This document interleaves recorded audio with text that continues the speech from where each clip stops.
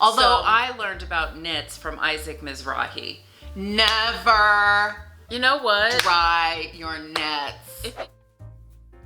We have come to the end of an era. It's not the end. It's not? Is it just the beginning? No, it's in the middle. It's in the We are both moving away from where we have been. We have been hunkering down through the COVID years, and now we're kind of through that. I am enjoying my new job, and I am moving into my new place. It is chaos. I haven't put up any shelves yet, and I have migraines regularly, and I'm having nightmares about my ex-husband.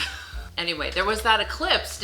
What did you do? Did you see that lunar eclipse that happened? The full lunar eclipse? I heard a video of one of the astrologers I listened to. I felt emotional. Yeah. Like heavy emotional. But were we able to see it? I thought it would be on the other side of the world or something. Nope, we were able to see it. I actually went out and I watched it happen, and it was really cool. The moon turns red, and I was thinking to myself watching this happen, I'm like, if I was somebody who had a lower technology and I'm watching this happen, it would scare the crap out of me. Welcome back to Ruled by Venus. I am Kezia. And I'm Krista. In this video, we're doing the 6-month update of our life books. We'll link to all our life book videos below that we have done. Are we on track? Or maybe we're not on track. Or maybe things have changed and we need to readjust our goals. Right, and reevaluate. Because it's important to reevaluate your goals every now and then.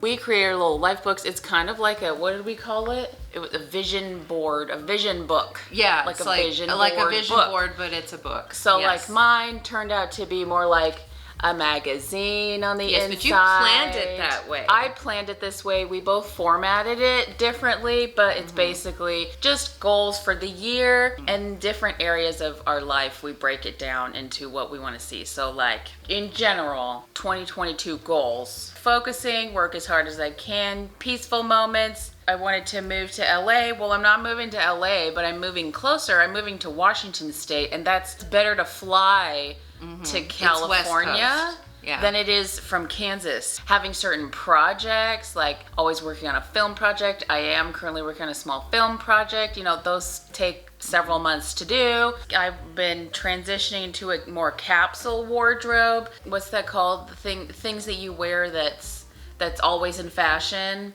Yeah, classics. Classic silhouettes. And more quality High quality fabrics. Yeah. I'm focusing because I'm still in the budget level. I'm still listening to Anna Bey. Right. Anna Bey, I'll link below. She is the, I guess like a coach to like up level yourself. Yeah, I like some of her recent videos. She's been doing a lot of stuff on style and styling on a budget. How to take care of fabrics, learning a little bit more about that. Although I learned about knits from Isaac Mizrahi. Never You know what? dry your knits. If any of you watch QVC, he has a line for QVC, and I love watching his segments. They're actually very instructional. Listening to him talk about the fabrics and how they were designed and how well they looked. Like, I just love listening to him talk. And I hate to say this, but like a lot of their clothes on QVC are good. You know what? They are. They really are. I would wear most of his stuff on QVC. When they talk about classics, it's like you can get some really nice budget level classics on QVC. Sean, that's the QVC hostess, Sean. Is she the blonde? She's the blonde. She's the one that's usually him, her and Isaac and her. They're hilarious to listen to. That's right. You are making this sound really good, and I want to buy this. Wardrobe is a big thing that I've been working on. Moving, working on my creative projects. One of my other big creative projects that will be transitioning into when I do my move this next week, writing romance novels. I've mentioned a little bit before, but romance novels I will never get tired of reading or listening to. I will never get tired of the subject. I'm enjoying writing my own. How far are you? Did you get any further than the last time? No, I haven't. Yeah, things sort of suspend. Like that. I had to stop because I had a couple other creative projects here doing some photo shoots and design work, interior design work that I need to finish before I move. You really did work hard. Like that was like the second thing on your list. Like, or was it the first thing? Always work hard or something? Work as hard as I can. Work as hard as you can. For the whole year. And I was mentioning to you before, the love category is like the biggest section of my book. And it's been like the bane of my existence. Like, I don't want to say difficult or hard. Maybe haven't been able to figure out until now. I don't know. But just having the baby steps, getting back out there. I mentioned a few videos ago, a friend of a friend so far.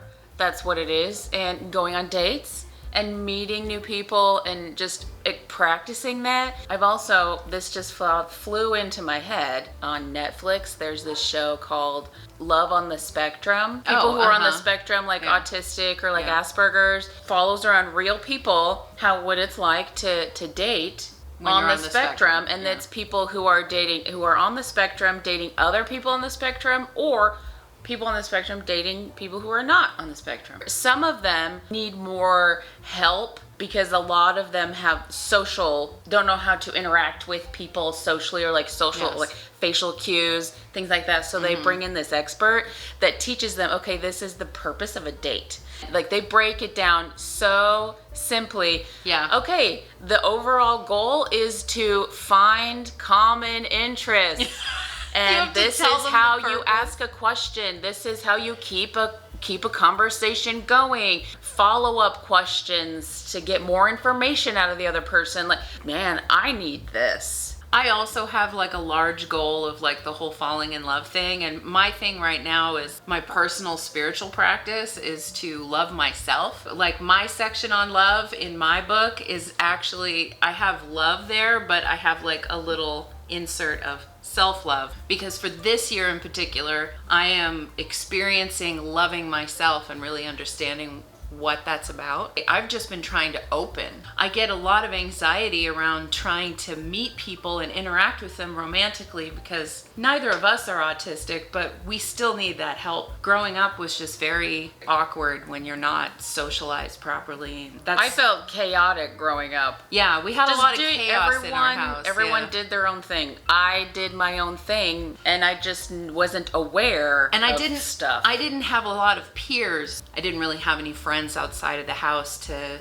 socialize. Yeah, and plus I was so bogged down with the rest of everything that was happening in my house and trying to understand what was going on. Not a whole lot of people had bandwidth for me, which makes sense. The only problem is that you respect other people's boundaries, and that means that everyone's got a boundary up. There's no in, for someone like me. And so that means that I have to love myself and I have to figure myself out, because I can't expect anyone else to help me figure it out. No child should have to figure that out on their own, but some children do. That's part of what I've been doing. Is I've been like, now that I've been living on my own for about a month, it's like I'm alone again for the first time, and it's probably been over a decade since I've really actually been by myself and not been in crisis. My big thing is I'm just revisiting a whole lot of trauma and giving myself a whole lot of space. My big goal this year was I gave myself the entire year to move in. You have the whole year to move in, and that's all I expected out of myself. So is this in your book? Yeah, this is in my book. I made my list super easy. Get a new job. Get a car. Get an apartment. Move into the apartment. I gave myself the whole year to do that because I knew what a trauma it would be. So it's been a lot better coming home and being like, there are boxes all over the floor, and guess what? I don't have to unpack any of those today. This weekend I folded my clothes and I put them away for the first time. The rest of the time I washed them and I would toss them on the floor because I'm like, I can't even put my clothes away, and I didn't. But the next thing that I feel ready to do is to get on my health game, because I've been feeling really drained of energy, and I'm like, okay, I'm 43.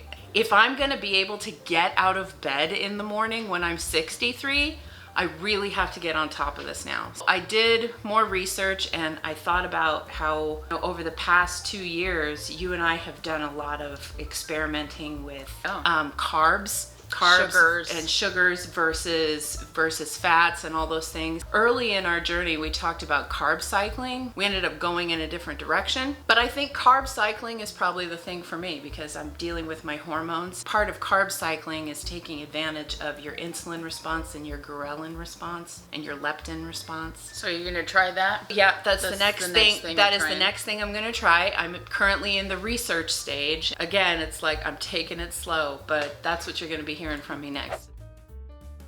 I've gone back to basic Dr. Berg keto. Giant ass salads, eggs, and a little bit of meat. That's what I eat every single day. And you've gone back down? And Lost well, about a pound?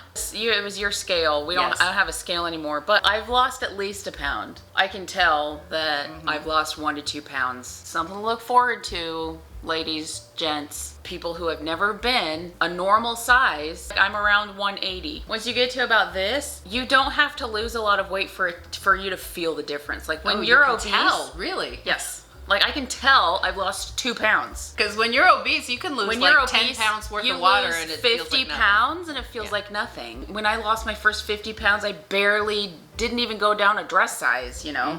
I got these basic shirts. The style right now is loose fitting. I am a large, but I've gone down to a medium because everything is loose because fitting. the style is loose fitting, and it kind of makes me like, I know that it's not true, but it still makes me feel good at the same time. I still don't know what I'm going to do about vegetables. I'd like to incorporate vegetables. I don't know if I can digest them very well, so I'm going to have to figure out my way around that. But aside from that, yeah, carb cycling is probably what I'm going to do next. I should include high intensity HIIT training. High intensity interval training. At the same time, I'm like, how about I just don't exercise and I just work on my diet? We'll just do one walks. thing at a time. Walking Some kind and of that. a low stress movement. Let's not have a breakdown. For the past 2 weeks, I logged everything that I ate. I actually ate just a lot of pre-processed frozen food that I thought was okay. I gained 4.5 pounds, and I stayed It's probably under. all water weight, It too. is. Because I stayed under my amount of calories for 2 weeks, but I ate nothing but processed food, and I gained 4 pounds. And I'm like, that is water. It's just the amount of sodium is like crazy pants. That's why I'm like, oh, okay, we're not gonna do this. This can't happen anymore. I cannot eat nothing but frozen meatballs. We did a tutorial on how to make a life book. We'll put that below, and Yes. then I'll probably Never put too late to make a below, life book, by the way. the video the intro to the year. So if you want to go back and watch those, because we'll do another one at the end of 2022. This is a long video. The end. Stay blessed. Stay blessed. I'm totally gonna miss you, Steve. I wish you weren't moving away. I mean, we're not going to be in person, but I'm not dying. I know. This is what I come across because I am the nomad in the family, and this is like, does not phase me, but I notice it does phase the other people in my life, and I was like, what's the problem? Because we hardly ever get to I'm be not- around you. You know, it's like every few years this happens. Yeah, but And technology. I know, but there's still, it's like, girl, you we ain't can- picking up the phone. I still love technology. Always And forever. I guess we'll always have Skype, won't we? There's always Skype, there's always Google Chat, there's always, we have iPhones, so FaceTime, Are you just going to list all the platforms? all of the platforms. Zoom. There is technology, but if there's one thing that we've learned over the pandemic, it's that technology does not substitute for being in person with somebody. And so I'm really excited that I had the chance to hang out You're with you just for gonna so have long. to come and visit me, because you know what? I know. That door I'm swings always both ways, the doesn't it? person who travels. Hardly anybody, if no one, has ever traveled to me. I am always the one. Friends, family, I am always the one. And then, I mean, not that I'm complaining, because I love traveling, and that's what I saying. do. But still, no one has ever come to me. That's because it's So- hard to pin you down. No, it's not. Yes, I it is. stay put for at least 6 months, okay?